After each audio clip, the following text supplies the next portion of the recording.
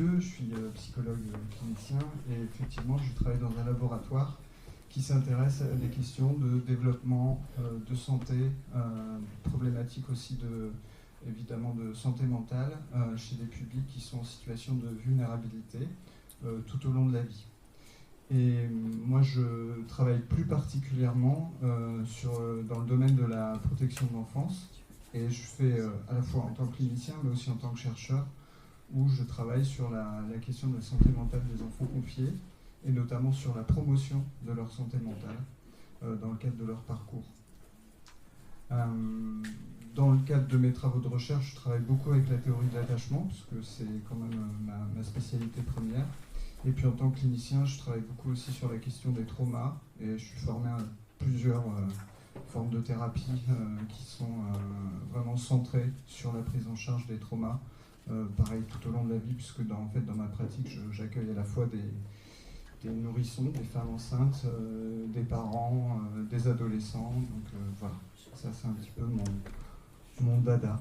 Alors ce matin, je vais vous parler de la question des besoins. Habituellement, c'est vrai que j'ai plutôt tendance de faire des interventions assez théoriques ou sur des recherches que je fais qui concernent plutôt la théorie de l'attachement et la santé mentale.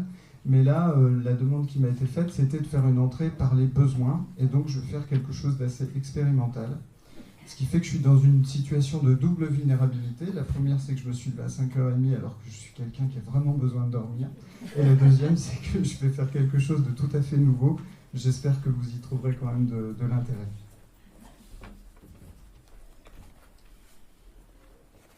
Alors, en fait, dans la façon dont j'ai pensé cette intervention, je me suis dit, bah tiens, je vais faire comme une espèce de réflexion, mais à ciel ouvert. Et la première question que je me suis posée, c'est tiens, qu'est-ce que c'est qu'un besoin ? En fait, moi, depuis que je travaille, on est toujours en train de parler des besoins. Mon premier métier, c'était d'être enseignant. On parlait des besoins des élèves, des besoins spécifiques. Puis après, je suis devenu psychologue. Et quand j'ai travaillé à l'hôpital, c'est les besoins des patients. Et puis maintenant, protection de l'enfance. Mais en fait, finalement, qu'est-ce que c'est un besoin ? Donc, je vous remercie de m'avoir proposé de travailler sur ce thème parce que ça m'a permis aussi de prendre un peu de recul et d'y réfléchir. Et l'idée, c'est qu'on puisse y réfléchir ensemble. Donc, vous voyez, j'ai regardé un peu déjà l'étymologie du mot. Et ce qui est assez intéressant, c'est de voir qu'il y a tout ce qui concerne le besoin en termes de nécessité, le besoin en termes de détresse, quand on est dans le besoin. Il y a aussi toute une signification autour de l'idée de faire un effort besogneux, d'être dans une situation qui peut être pressante. Et puis, il y a un lien aussi étymologique à faire entre le soin et le besoin. Ça, par exemple, c'est quelque chose que je n'avais pas du tout à l'esprit. Et je trouve ça tout à fait intéressant. Ce qui signifie qu'on a une première définition du besoin qui est cette exigence, la conscience, le sentiment d'un manque, d'une privation. Et l'autre définition du besoin auquel on se réfère plus, je pense, en tant que travailleur social ou en tant que soignant, c'est toutes les nécessités pour les êtres humains, les organisations, les systèmes, de disposer de ce qui est indispensable à leur vie, à leur survie, à leur fonctionnement et aussi à leur développement, puisque nous sommes des êtres en développement tout au long de la vie. Et ça, vous le savez bien. J'ai eu envie aussi de faire un petit détour par les œuvres d'art, et en tout cas la poésie notamment, et de voir un petit peu comment la notion de besoin, dans mon esprit, par association d'idées, à quel type d'œuvre culturelle ça me faisait penser. La première chose à laquelle j'ai pensé, c'était le poème Liberté, qui est un poème très connu de Paul Éluard, et où il est question en réalité de l'autodétermination dans une période troublée où effectivement les artistes, mais pas que les artistes, l'ensemble de la population était privée d'une certaine forme de liberté. Et je trouve ça extrêmement intéressant de voir comment ça s'exprime à travers ce poème. J'ai aussi pensé à Stig Dagerman, je ne sais pas si vous connaissez, c'est un long poème en prose qui fait une 40aine de pages et qui s'appelle « Notre besoin de consolation est impossible à rassasier ». Donc ça, je vais lire ce passage-là, c'est vraiment un texte que je vous invite à lire. Je suis dépourvu de foi et ne puis donc être heureux, car un homme qui risque de craindre que sa vie soit une errance absurde vers une mort certaine ne peut être heureux. Je n'ai reçu en héritage ni Dieu, ni point fixe sur la terre d'où je puisse attirer l'attention d'un Dieu. On ne m'a pas non plus légué la fureur bien déguisée du sceptique, les ruses de Sioux du rationaliste ou la candeur ardente de l'athée. Je n'ose donc jeter la pierre ni à celle qui croit en des choses qui ne m'inspirent que le doute, ni à celui qui cultive son doute comme si celui-ci n'était pas, lui aussi, entouré de ténèbres. Cette pierre m'atteindrait moi-même, car je suis bien certain d'une chose, le besoin de consolation que connaît l'être humain est impossible à rassasier. Et je voulais terminer avec une note plus positive, mais ça me fait penser aussi à la chanson des Blues Brothers, Everybody Needs Somebody to Love. Ce qui est extrêmement intéressant, en tout cas dans ces trois œuvres, c'est de voir à un moment donné comment c'est centré sur des besoins affectifs et relationnels. Et ça, c'est vraiment le cœur de notre travail. Dans nos institutions, je me suis aussi dit, tiens, avec quel adjectif on habille le mot besoin ? J'ai fait un petit nuage de mots, et effectivement, on va parler de besoins psychologiques, de besoins spécifiques, de besoins particuliers, de besoins psychiques, physiologiques, les besoins d'exploration, les besoins d'attachement, etc., les besoins sanitaires, le besoin de cadre. On entend beaucoup ça, les enfants, ils ont besoin de cadre. Et c'est extrêmement révélateur aussi de la représentation qu'on a sur les besoins et de comment on utilise ce concept dans nos pratiques. Alors, il y a une question qui est importante, c'est pourquoi certains besoins peuvent-ils être considérés comme fondamentaux ?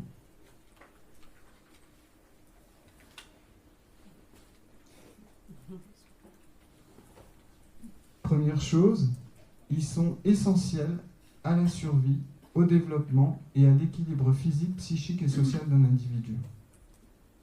Deuxième critère qu'on retient dans la littérature, ils sont universels. Ils nous concernent tous, quelle que soit notre culture d'appartenance ou notre âge. Ça ne veut pas dire qu'il y a une forme d'uniformité. En fait, ce qui est universel, ce sont les besoins, ce ne sont pas les façons de les satisfaire. Il peut y avoir une variété, une diversité pour répondre à ces besoins. C'est ce qu'on appelle en fait l'universalisme sans uniformité.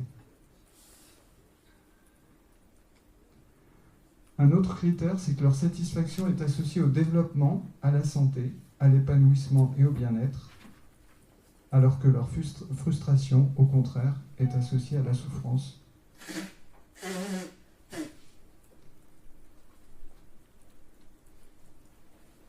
Donc ça veut dire que, du point de vue, par exemple, de la théorie de l'autodétermination, qui est probablement la théorie qui s'est le plus intéressée, en tout cas récemment, à la question des besoins fondamentaux, il y a trois besoins qui répondent à ces quatre critères.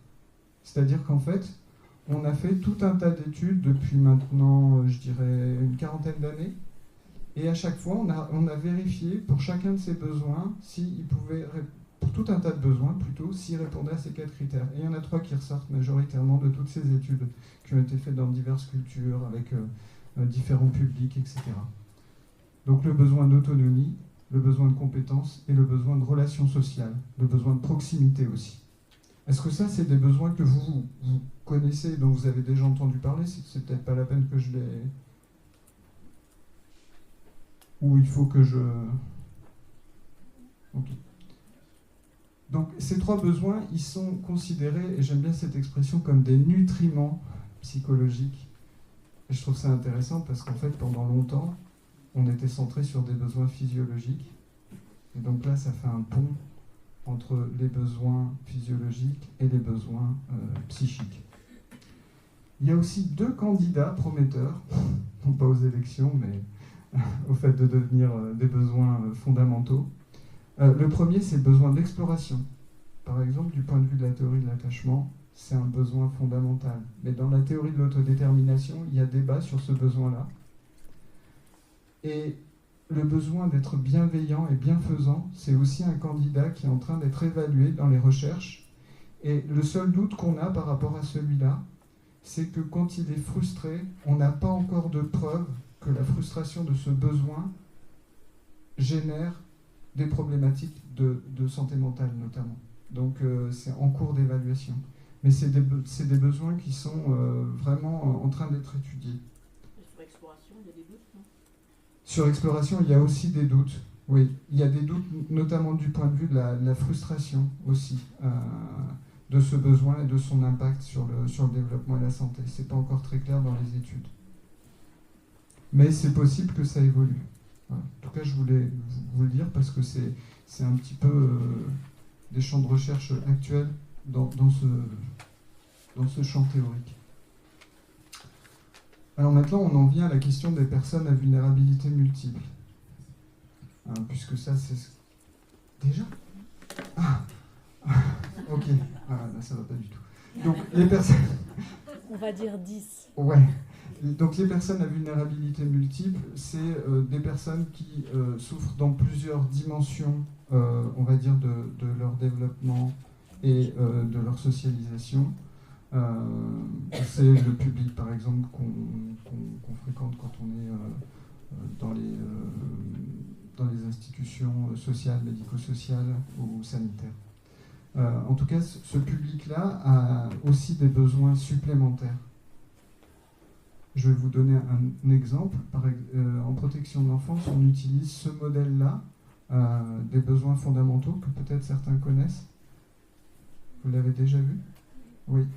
Donc c'est en fait ce qui s'est passé, c'est qu'en 2016, la ministre, elle a en fait, à l'occasion de la promulgation de la nouvelle loi de protection de l'enfance, dont le premier article évoquait les besoins fondamentaux, elle a demandé à des experts de se réunir et de faire en fait un consensus sur la définition de ces besoins pour que tous les professionnels impliqués dans la protection de l'enfance les utilisent.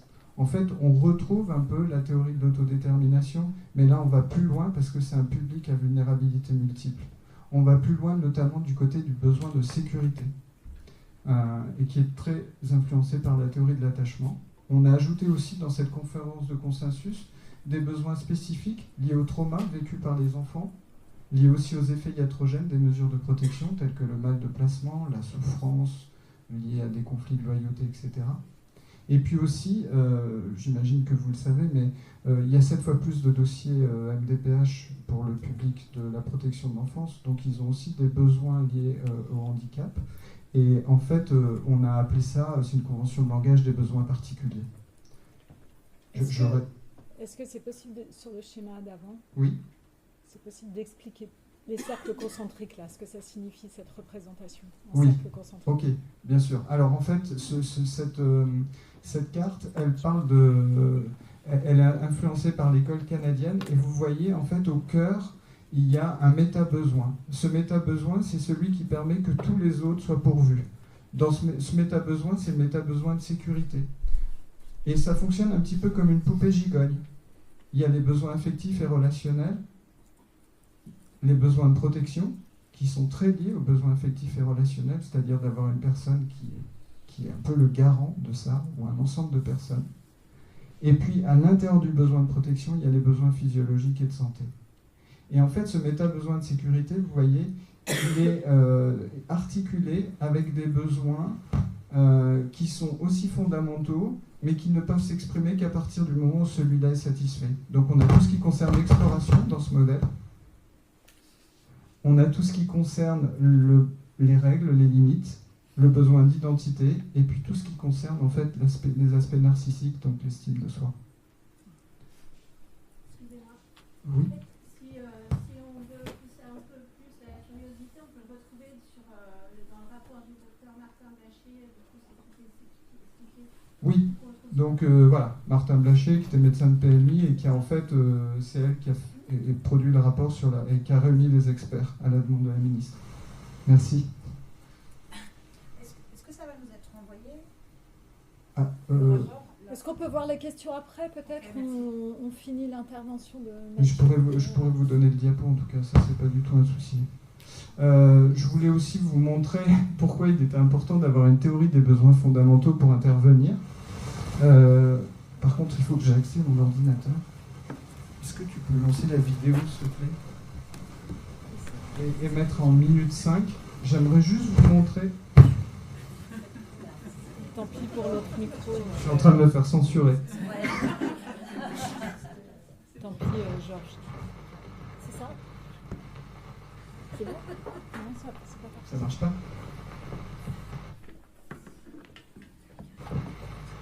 Super.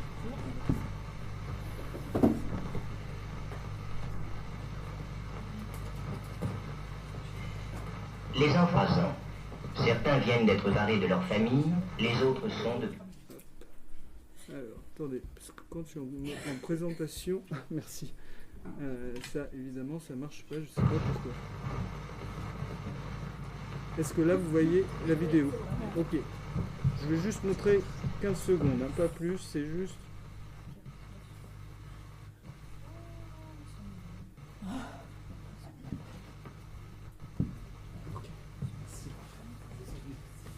Donc on est en 1949, donc vous voyez on est au sortir de la Seconde Guerre mondiale et on est dans une institution. Et en fait ça c'est un documentaire qui a été fait par Jenny Aubry et par Geneviève Apple, qui sont deux psychologues qui ont travaillé un petit peu comme Bowlby sur la question des effets des séparations et des carences affectives et relationnelles sur le développement des enfants. Donc je voulais simplement attirer votre attention sur le fait que quand on méconnaît les besoins, on produit institutionnellement ce type de problématique. Est-ce que... Du coup, je coupe. Ouais, je veux bien, merci. Donc, vous voyez comment, en fait, ça produit... Laurent reste assis pendant des heures. C'est un documentaire que je vous invite vraiment à regarder, parce que 1949, finalement, c'est pas si vieux que ça. Et on voit aussi quand même les effets qui sont produits par l'institutionnalisation et par une théorie des besoins qui était centrée sur des besoins physiologiques. C'est-à-dire qu'à ce moment-là, on avait l'impression que les enfants, c'était des enfants tubes digestifs. C'est pour ça d'ailleurs qu'on dit les puéricultrices, les jardins d'enfants, etc. Et on minimisait à ce moment-là encore l'importance des besoins affectifs et relationnels. Tout ça pour dire que c'est très important donc de connaître et de continuer à chercher et améliorer nos connaissances sur les besoins. Merci. Je suis embêtant là, hein, sur le... Je respecte pas le temps, la technique ça marche pas bien. Ça va. Tout va bien. Ok. Donc, vous voyez, il y a eu un peu cette évolution. Donc, j'ai mis, en guise de petit clin d'œil, une œuvre de Van Gogh qui s'appelle Les Mangeurs de pommes de terre. Mais on avait vraiment cette idée, en fait, encore au XIXe siècle, que les besoins physiologiques, alimentaires, étaient premiers. Après, le premier à avoir introduit l'idée qu'il puisse y avoir d'autres besoins, c'est Maslow, qui était un psychologue humaniste. Mais dans sa vision des choses, il y avait quand même encore une hiérarchie. Et aujourd'hui, on est vraiment dans une vision intégrée où les dimensions physiologiques, affectives, relationnelles et sociales, en fait, elles coagissent. Il y a une réciprocité. Et c'est vraiment important de l'avoir à l'esprit. Moi, je cherche ma télécommande. Je ne sais pas ce que j'en ai fait. Ah, je l'ai mise dans la poche. Faut que j'aille vite. Ok, donc les représentations et connaissances sur les besoins fondamentaux influencent profondément les pratiques, comme vous avez pu le voir dans la vidéo. Pensez aux professionnels à l'époque, et pour eux, ils n'avaient pas l'impression qu'ils faisaient quelque chose de mal. C'est une période où on parlait des enfants débiles, on dit que les enfants se débilisent, etc. Mais je pense qu'aujourd'hui, probablement que nous aussi, dans 100 ans, quand les gens observeront comment nous on travaille, c'est pareil, il y a des choses qu'on ne voit pas encore. Donc ça déjà, ça nous invite aussi à l'humilité. J'y reviendrai après. Je vais vite. Sa présentation et connaissances sur les besoins peuvent être utilisées donc comme des leviers et ressources pour les intervenants. Je vous montre 3 exemples de pratiques que nous, on met en œuvre dans nos services.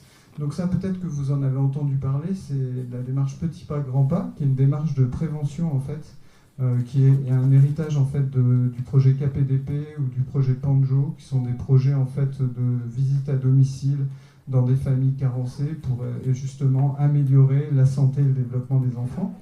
Donc là, vous voyez, c'est un plateau en fait que j'ai scanné, et l'idée, c'est de faire émerger chez un futur parent ou chez un jeune parent, puisque c'est un outil qu'on utilise à la PMI, de faire émerger ses besoins. Et en fait, c'est comme un jeu. Le parent a des jetons, et en fait, il va lui-même hiérarchiser les besoins qui sont importants pour lui.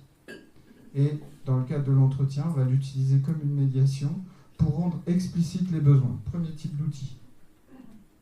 Deuxième type d'outil, ça c'est un outil qu'on peut utiliser à la fois dans le champ de la santé périnatale, mais aussi évidemment en protection de l'enfance. Et je fais une étude avec des assistants familiaux pour justement mesurer l'impact de ce programme. Donc là, je ne vous montre pas le programme, je vous montre juste le graphique. C'est le cercle de sécurité. Le cercle de sécurité, comme vous pouvez le voir, c'est un graphique où il y a 3 parties. En haut du cercle, il y a tout ce qui concerne les besoins d'exploration de l'enfant. En fait, l'idée, c'est d'accompagner le parent ou le parent d'accueil à essayer de comprendre les besoins qui sont sous-jacents au comportement observé. Ce peut être des comportements exploratoires, mais aussi des comportements dans le bas du cercle où en fait l'enfant il vient chercher un refuge, il vient remplir son réservoir émotionnel, etc. Et puis la troisième partie, ce sont les mains, et les mains elles représentent l'adulte. Et dans ce modèle, l'adulte, il doit toujours essayer d'être plus grand, plus fort, plus sage, en restant bienveillant. Il doit, quand c'est possible, suivre les besoins de l'enfant, et quand c'est nécessaire, prendre les choses en main. Et en fait, il y a un programme en 8 séances comme ça, où on travaille avec des parents ou des parents d'accueil. Et en fait, ce programme, il a été évalué et il montre des effets significatifs, notamment sur l'évolution de l'attachement. Il y a aussi une version adolescente. Je me dépêche. Une autre méthodologie qu'on utilise, c'est que vous connaissez peut-être aussi, c'est la méthodologie de la pourvoyance des besoins, qui est une démarche qu'on utilise en protection de l'enfance, où on travaille en fait avec un jeu sur les besoins tels qu'ils sont présentés dans la carte que je vous ai montrée tout à l'heure, la carte des besoins fondamentaux. Et on regarde quelles sont les ressources pour la famille, quels sont les empêchements. Et en fait, on travaille ça dans un entretien familial. Et on travaille sur ce qu'on appelle la trilogie de perception. Quelle est la perception du parent? Quelle est la perception de l'enfant ou de l'adolescent? Et quelle est la perception du professionnel lui-même? Et en fait, on joue sur cette trilogie de la perception pour essayer justement de trouver des solutions pour améliorer les choses pour l'enfant. Je voulais aussi vous parler un peu quand même des limites et des tensions dans le travail de relation d'aide à partir des besoins fondamentaux. Ça, c'est un des aspects aussi importants à avoir en tête. Il peut y avoir une compétition, une concurrence entre certains besoins. Par exemple, quand on travaille avec des familles, des fois, les besoins des parents sont concurrents avec les besoins des enfants. Les besoins aussi des personnes qu'on accompagne, parfois, peuvent être en concurrence avec les besoins des professionnels ou des institutions.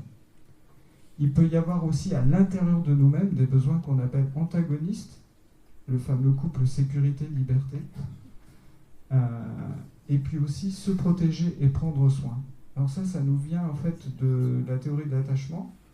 Dans la théorie de l'attachement, on travaille en fait sur des systèmes qui sont hérités en fait c'est un héritage de l'évolution.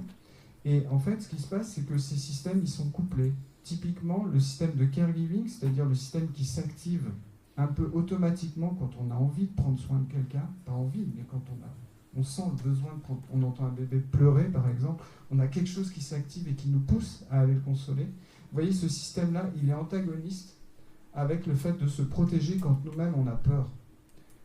Typiquement, par exemple, en protection de l'enfance, quand un professionnel il va faire une OPP, c'est-à-dire quand il va récupérer en urgence un enfant, à la fois il a peur et à la fois il doit protéger cet enfant. Et là, il peut y avoir une forme d'antagonisme et de compétition. Il peut y avoir aussi des conflits de perception, c'est-à-dire que des fois, en tant que professionnel, on peut avoir la tentation d'imposer notre appréciation sur les besoins à l'autre, et ça menace aussi l'alliance. Donc ça, c'est aussi une tension. Et puis, il y a aussi, c'est ce que je vous disais tout à l'heure, les connaissances qu'on a sur les besoins, elles sont en évolution. Peut-être que la représentation qu'on a des besoins aujourd'hui est celle qu'on aura dans 100 ans. Et donc ça nous invite aussi à l'humilité en tant qu'intervenant, et je trouve que c'est un message important. Et puis dernier point, c'est pas parce qu'on identifie les besoins qu'on y répond. Les Anglais disent toujours « knowing is not doing », et ça j'y crois vraiment. C'est pas parce qu'on sait qu'on fait. Il y a plein de choses qu'on sait, qu'on fait pas. Et c'est pareil aussi pour la famille. Et pour terminer, voilà, je voulais quand même vous montrer 4 piliers pour travailler et mobiliser à partir des besoins. Un premier pilier qui me paraît important, c'est votre expertise en tant que professionnel. Votre expertise, c'est aussi même le travail que vous avez fait sur vous et qui vous permet même de décoder parfois des messages émotionnels et qui donne en fait des informations sur les situations. Il y a évidemment les valeurs et les préférences de la personne avec laquelle vous travaillez, le contexte et puis aussi l'état des connaissances. Et en fait, moi il me semble que c'est intéressant de naviguer avec ces 4 piliers-là pour essayer de proposer des interventions et de l'intégrer dans un cadre de régulation d'équipe, d'intervision, de supervision, qui permet en fait de développer une forme de chaîne de sécurité autour de l'intervenant. Parce que quand on est intervenant, on a besoin aussi nous-mêmes que nos besoins soient respectés.